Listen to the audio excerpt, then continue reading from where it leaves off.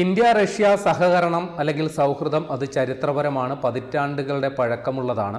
അപ്പോൾ Russian president Vladimir Putin ഇന്ത്യയിലേക്ക് വന്നപ്പോൾ ഇന്ത്യ വലിയ വലിയ ആവശ്യങ്ങളാണ് അദ്ദേഹത്തിൻ്റെ മുമ്പിൽ വെച്ചത്. ഒന്ന്, S-400 എന്ന് പറയുന്ന സംവിധാനം, അത് നിലവിൽ 5 ഉള്ളൂ, അത് 10 പിന്നെ S-500 എന്ന് പറയുന്നതിൻ്റെ നിർമ്മാണം, അത് ഇന്ത്യയുമായി സഹകരിച്ച് അതിനെ നടപ്പിലാക്കുന്നതിനെക്കുറിച്ചുള്ള ആലോചന. സുഖോയ് 57 പുതിയ 5ാം തലമുറ വിമാനം അത് വാങ്ങുന്നതിനെക്കുറിച്ചുള്ള ചർച്ച. പിന്നെ മറ്റു പല ആയുധങ്ങളും റഷ്യയുമായിട്ട് സഹകരിച്ച് ഇതിനോടകം തന്നെ ഇന്ത്യ ഉപയോഗിക്കുന്നതും ഇനി വാങ്ങാൻ താല്പര്യമുള്ളതുമായ ആയുധങ്ങൾ, ഇതിനെ സംബന്ധിച്ചുള്ള ചർച്ച.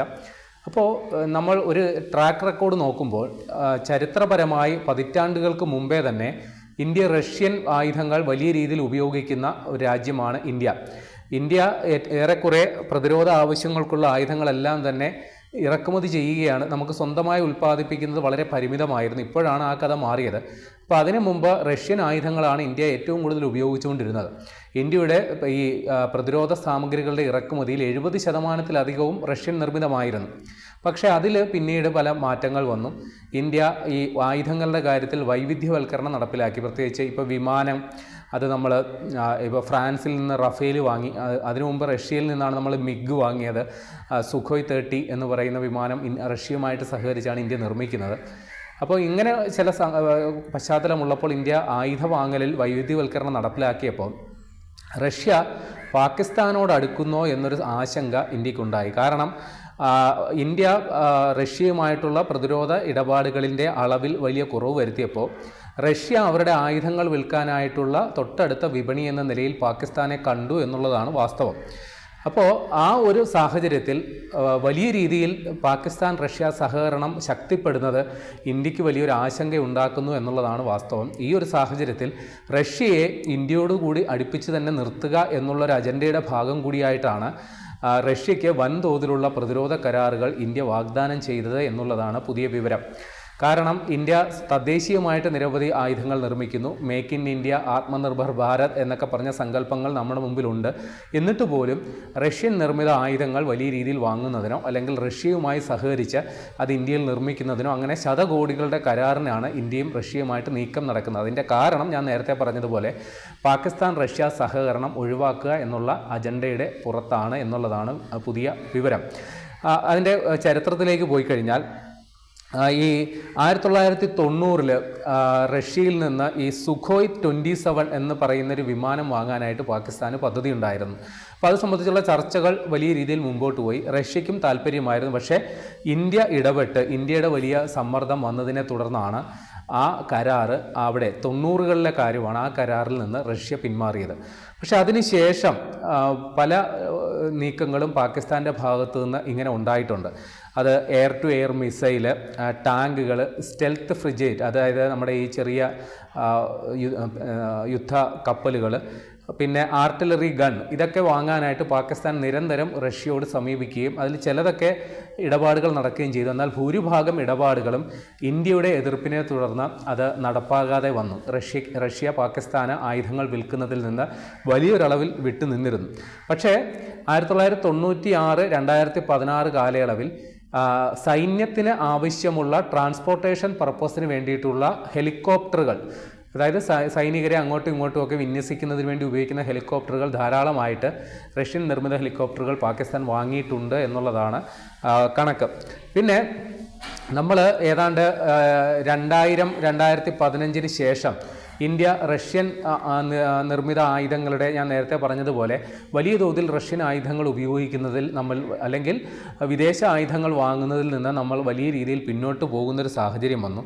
ഈ സമയത്താണ് റഷ്യയും പാകിസ്ഥാനുമായിട്ട് അടുക്കുന്നത്. 2019 ഏതാണ്ട് $9 ബില്യൺ ആയുധ കരാറാണ് റഷ്യയും പാകിസ്ഥാനും തമ്മിൽ ഉണ്ടാക്കിയത്. പക്ഷേ രസകരമെന്ന് പറയട്ടെ, ഇത്രയും വലിയൊരു തുകയുടെ കരാർ ഉണ്ടാക്കിയെങ്കിലും ആ തുക കണ്ടെത്താനായിട്ട് പാകിസ്ഥാനെ സഹായിച്ചതുപോലും റഷ്യയാണ്. വലിയ രീതിയിലുള്ള വായ്പ പാകിസ്ഥാന് നൽകിക്കൊണ്ടാണ് ഈ ആയുധ കരാർ റഷ്യ സാധ്യമാക്കിയെടുത്തത്. അപ്പോൾ ഇതിൽ സുപ്രധാന സംഗതി, ഈ ചൈന പാകിസ്ഥാൻ സഹകരണത്തോടെ നിർമ്മിക്കുന്ന JF-17 എന്ന് പറയുന്ന ഒരു യുദ്ധവിമാനമുണ്ട്. അപ്പോൾ അതിന് വേണ്ട എഞ്ചിനുകൾ RD-93 എന്ന് പറയുന്ന എഞ്ചിനുകൾ അത് റഷ്യയാണ് നൽകേണ്ടത്. അപ്പോൾ ചൈനയും റഷ്യയുമായിട്ടാണ് ഇത് സംബന്ധിച്ചൊരു കരാറുണ്ടായത്.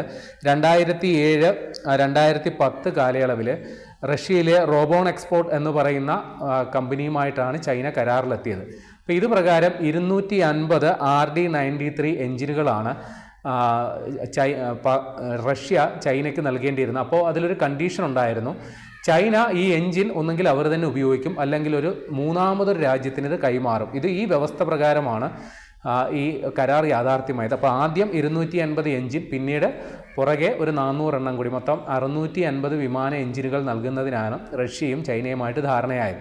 അപ്പോൾ ഇത് പ്രകാരം 2014 ചൈനയും പാകിസ്ഥാനും റഷ്യയും കൂടി മറ്റൊരു പ്രതിരോധ സഹകരണ കരാർ ഉണ്ടായതിൻ്റെ അടിസ്ഥാനത്തിൽ പാകിസ്ഥാന് നേരിട്ട്, ചൈന വഴി അല്ലാതെ നേരിട്ട് ഈ എഞ്ചിനുകൾ റഷ്യയിൽ നിന്ന് കിട്ടുന്നതിനും അവസരമുണ്ടായി. അപ്പോൾ ഈ സമയത്ത് ഇന്ത്യ വലിയ രീതിയിലുള്ള എതിർപ്പ് അറിയിച്ചിരുന്നെങ്കിലും അത് അവഗണിച്ചുകൊണ്ടാണ് റഷ്യ പാകിസ്ഥാനായി വിമാന എഞ്ചിനുകൾ കൊടുത്തത്. അപ്പോൾ ഈ എഞ്ചിനുകൾ ഉപയോഗിച്ചാണ് പാക് നിർമ്മിതമായ JF-17 എന്ന് പറയുന്ന യുദ്ധവിമാനം അത് പുറത്തേക്ക് ഇറങ്ങിയത്. അപ്പോൾ ഈ യുദ്ധവിമാനം നമ്മുടെ ഓപ്പറേഷൻ സിന്ദൂറിൽ പോലും ഇന്ത്യക്കെതിരെ ഉപയോഗിക്കപ്പെട്ടു എന്നുള്ളതാണ് കണക്ക്. ഇന്ത്യ 2 JF-17 യുദ്ധവിമാനങ്ങൾ തകർത്തു എന്നുള്ള വിവരങ്ങളും ഇതിനോടകം വന്നിട്ടുണ്ട്.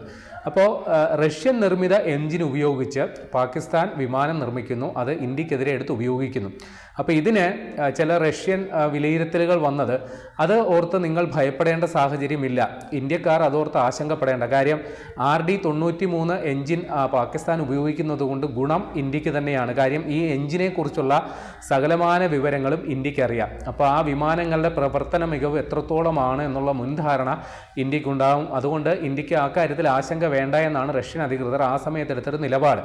ഏതായാലും പുതിയ സാഹചര്യത്തിൽ റഷ്യയും പാകിസ്ഥാനുമായിട്ടുള്ള പ്രതിരോധ കരാർ ഈ എഞ്ചിനിൽ മാത്രമല്ല, ഇപ്പോൾ ഇന്ത്യയിലെ പ്രതിപക്ഷമടക്കം വലിയ വിമർശനം ഈ കാര്യത്തിൽ ഉന്നയിച്ചിരുന്നു. പ്രത്യേകിച്ചും കോൺഗ്രസിൻ്റെ നേതാവ് ജയറാം രമേശ് പറഞ്ഞത്, ഇന്ത്യയുടെ വിദേശ നയത്തിൽ അല്ലെങ്കിൽ റഷ്യയുമായിട്ടുണ്ടായ സഹകരണ ഉഭയകക്ഷി കരാറുകളിൽ ഉണ്ടായ വലിയ വീഴ്ചയാണ് റഷ്യൻ എഞ്ചിനുകൾ പാകിസ്ഥാന് കിട്ടാനുള്ള കാരണം എന്നുള്ള രീതിയിലാണ് അദ്ദേഹം വിലയിരുത്തിയത്.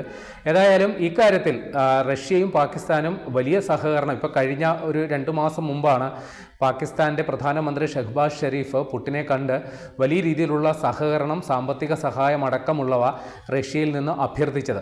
പക്ഷേ ഇന്ത്യ ഉള്ളിടത്തോളം കാലം ഇന്ത്യയെ മറികടന്നുകൊണ്ട് വലിയ രീതിയിലുള്ള ഒരു സഖ്യത്തിലേക്കോ ചങ്ങാത്തത്തിലേക്കോ പാകിസ്ഥാൻ റഷ്യ കൂട്ടുകെട്ട് പോകില്ല എന്നുള്ളതാണ് വിവരം. കാര്യം ഇന്ത്യ ഇത്രയും വലിയ ഒരു ഓർഡർ റഷ്യക്ക് നൽകുക വഴി പ്രതിരോധ സാമഗ്രികളുടെ കരാറുമായി ബന്ധപ്പെട്ട് അത്രയും വലിയൊരു കരാർ ഇന്ത്യയുമായിട്ട് ഉണ്ടാക്കുക വഴി റഷ്യ പാകിസ്ഥാനുമായി ഇനി മുഖം തിരിഞ്ഞ് നിൽക്കും എന്നുള്ള വിലയിരുത്തലാണ് ഇതുമായി ബന്ധപ്പെട്ട് ഉള്ള വിദഗ്ധർ വിലയിരുത്തുന്നത്.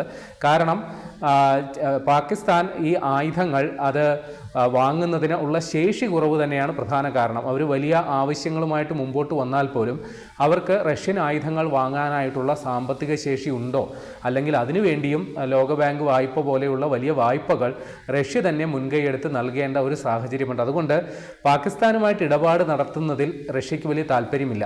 അപ്പോൾ ഇന്ത്യയുമായിട്ട് വലിയ രീതിയിലുള്ള കരാറുകൾ യാഥാർത്ഥ്യമാകുന്ന സാഹചര്യത്തിൽ പാകിസ്ഥാനിൽ നിന്ന് വിട്ടു നിൽക്കാനായിട്ടുള്ള സന്നദ്ധത റഷ്യയുടെ ഭാഗത്തു നിന്നുണ്ടാകും എന്നുള്ളതാണ് മനസ്സിലാക്കേണ്ടത്.